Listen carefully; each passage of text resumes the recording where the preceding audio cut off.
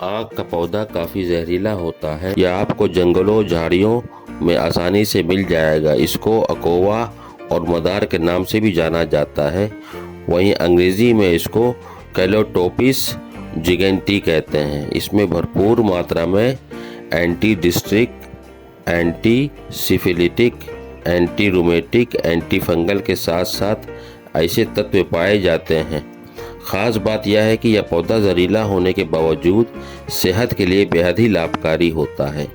तो आइए वीडियो में लास्ट तक बने रहिए और knowledge for health and herbs के लिए YouTube Sajid Hasan health channel को आज ही सब्सक्राइब करें और रेगुलर अपडेट्स के लिए बेल आइकन को ज़रूर दबाएं।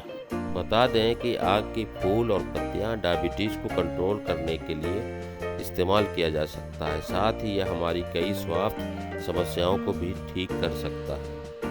तो चलिए वीडियो में एक एक कर आपको इसकी खूबियाँ बताते हैं। वीडियो में लास्ट तक बने रहिए। अस्थमा के मरीजों के लिए आक बेहद लाभकारी होता है। अस्थमा के मरीजों के लिए आक का फूल फायदेमंद होता है। इसके लिए आक के फूलों को सुखाकर रोज़ाना इसका सेवन करें। ऐसा करने से अस्थमा और फेफड़ों की परेशानी दूर हो सकती है। पाँव में छाले पड़ जाने पर, यदि आपके पैरों में छाले पड़ गए हैं तो ऐसे में आक के पौधे से दूध निकालकर प्रभावित जगह पर लगाएं।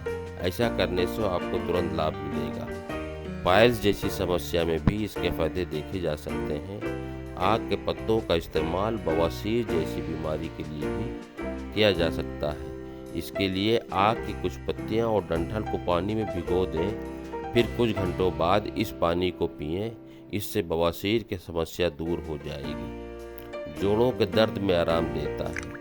अगर आपके जोड़ों में काफ़ी दर्द है तो ऐसे में आप आक की पत्तियां इस्तेमाल कर सकते हैं। इसके लिए इसके पत्तों को तवा पर हल्का गर्म करके जोड़ों पर लगा लें और चाहें तो उसमें सरसों का तेल भी लगाकर गर्म करके बांध सकते हैं। ऐसा लगातार और नियमित करने से कुछ दिनों में आपको फ़र्क दिखाई देने लगेगा। तो दोस्तों अब आते हैं मेन मुद्दे पर, यानी डायबिटीज़ के मरीज़ इस तरह से आक की पत्तियों का इस्तेमाल करेंगे तो चंद दिनों में ही उन्हें डायबिटीज़ से छुटकारा या बेहद आराम मिलेगा। इसके लिए सबसे पहले आक की कुछ पत्तियां ले लें। इसके बाद इन पत्तों के ऊपर मौजूद गंदगी या रोएं या लकड़ियां जो होती हैं इसको हटा दें। अब रात में सोते वक्त इस पत्ते के चिकने वाले हिस्से में, और चिकना वाला हिस्सा उल्टे की तरफ होता है, पीछे की तरफ, चिकने वाले हिस्से में अपने पैरों के तलवों पर रख कर, अगर सर्दी के दिन है तो मोजा पहन लें और वरना ऐसे कोई कपड़े से बांध लें। इन पत्तों को अपने पैरों के तलवों पर रात भर बंधा रहने दें। फिर सुबह इन पत्तों को पैरों के तलवों से हटा दें, इन्हें फेंक दें और अगली रात फिर नए पत्ते लगा लें। ऐसा नियमित करने से केवल डायबिटीज़ में ही नहीं और भी बॉडी पे कई अच्छे फ़र्क आएंगे।